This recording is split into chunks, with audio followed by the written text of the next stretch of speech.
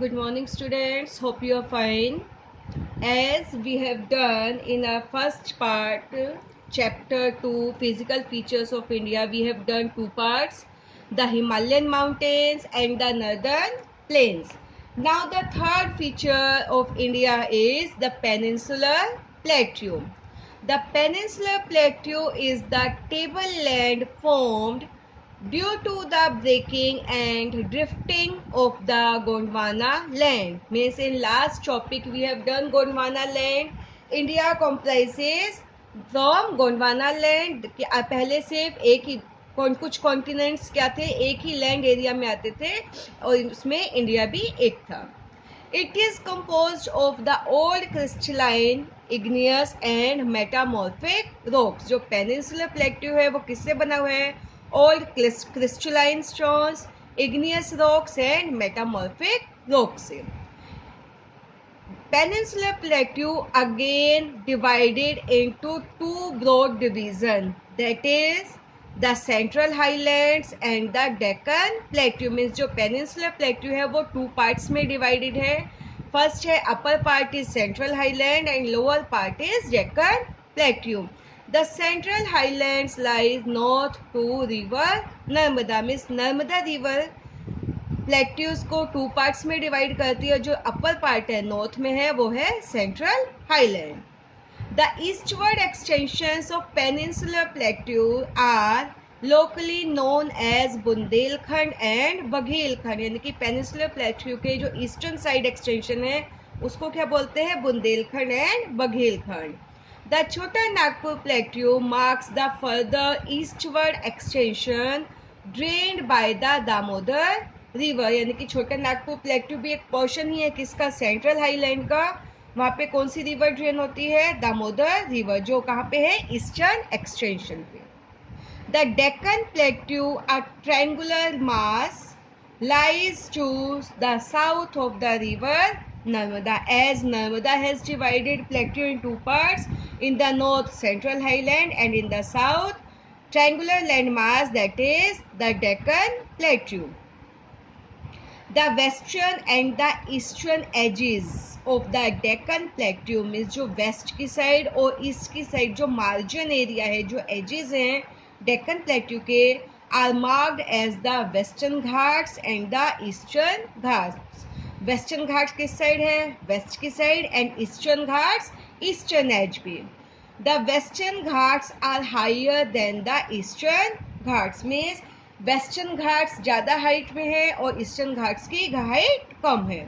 Western Ghats की height है average देखिए तो 900 to 1600 मीटर एंड ईस्टर्न की कितनी है? 600 meters. Anaimuday is the highest peak in the Western Ghats with height 2695 meter. Means highest peak कौन सी है Western Ghats की? Anaimuday. And Mahindragiri with height 1501 meter is the highest peak of the Eastern Ghats.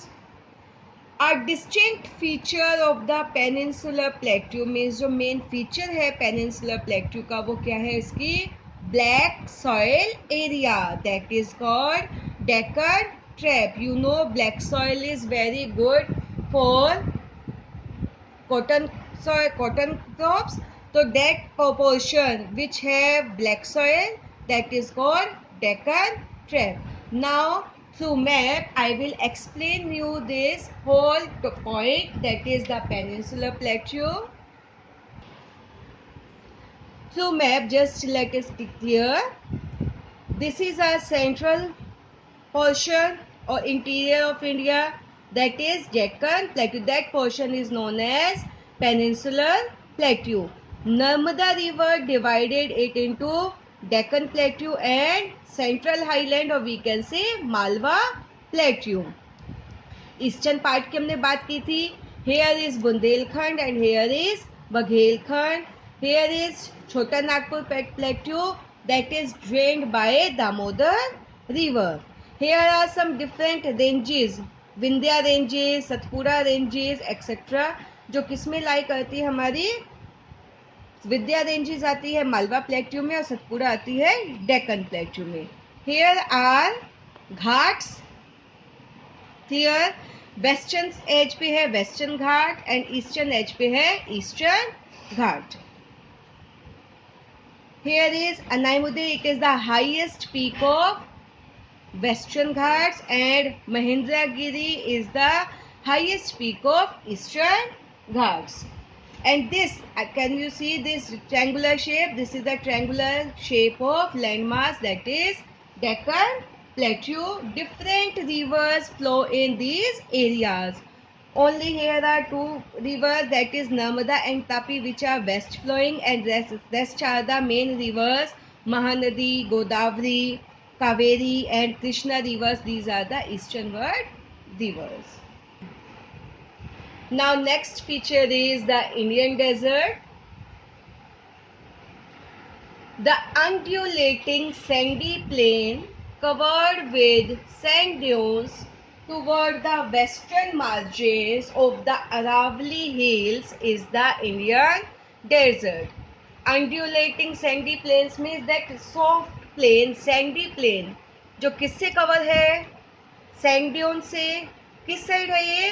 Western margin पे, western side. किसकी western side? Aravalli hills की side. That is called Indian desert, और we can see the Thar desert.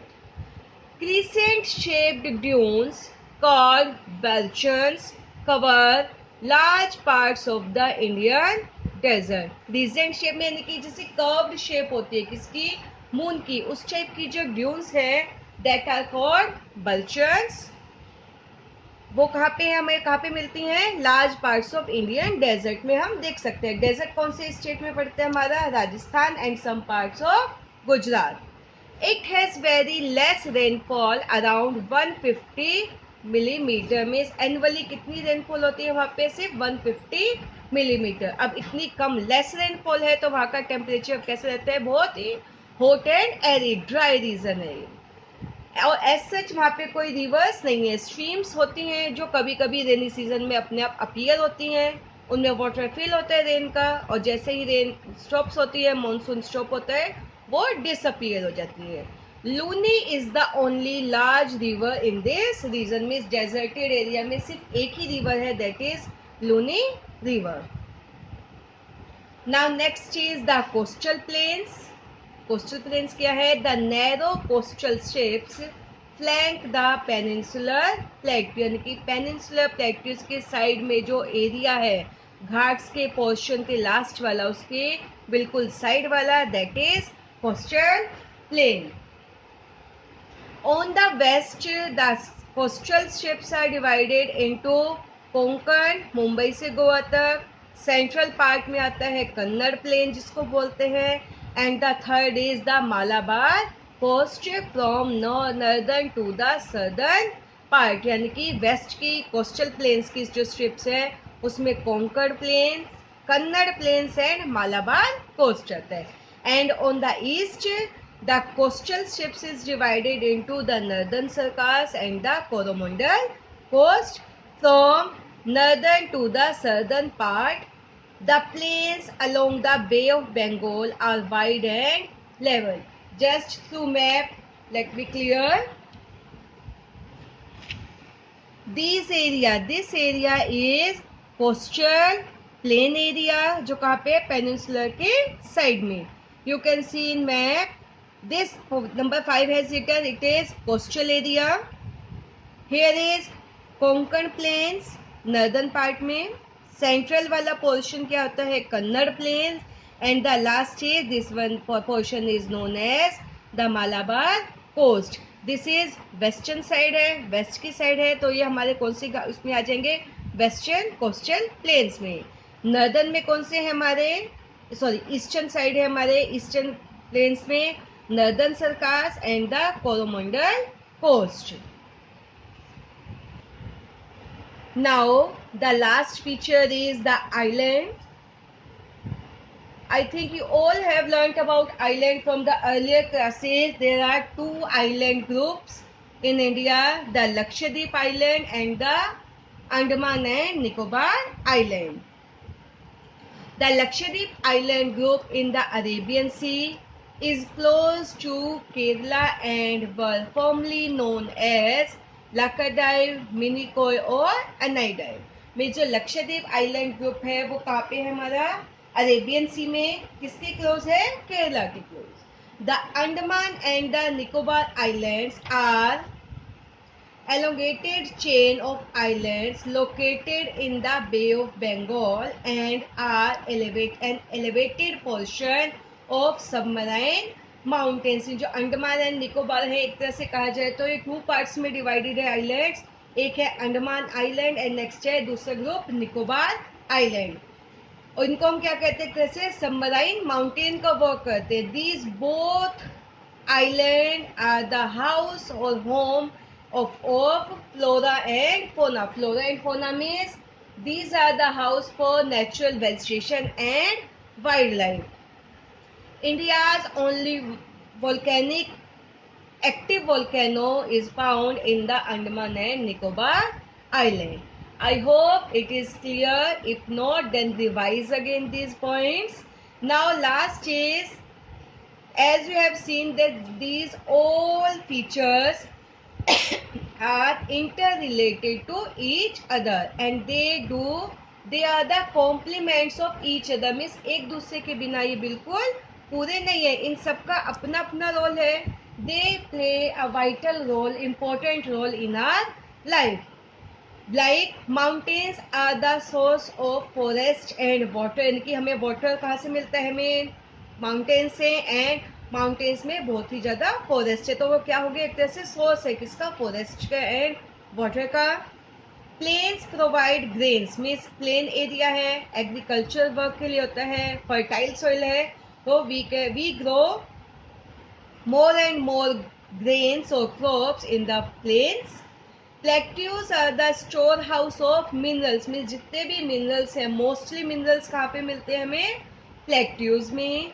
And coastal areas support fishing and ports, यानी कि जितनी भी fishing होती है, जितना भी हमारा ट्रांसपोर्टेशन होता है सी रूट्स के थ्रू, वो कैसे होते हैं? कोस्टल एरिया, यानी कि कोस्टल एरिया क्या सपोर्ट करती है? फिशिंग एंड पोर्ट्स को। Now I think it is clear that these all physical features are very important for us. Now your homework again, revise it and try to fill map yourself. Thank you.